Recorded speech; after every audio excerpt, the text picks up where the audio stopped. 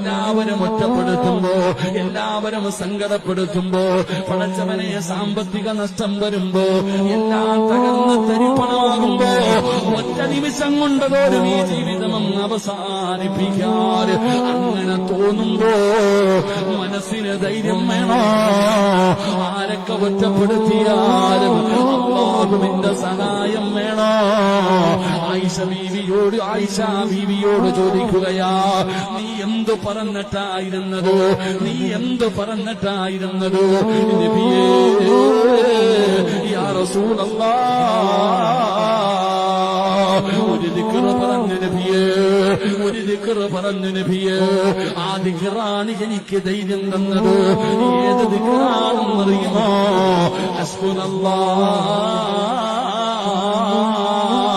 ഹസ്ബുനല്ലാഹ്, ഹസ്ബുനല്ലാഹ്.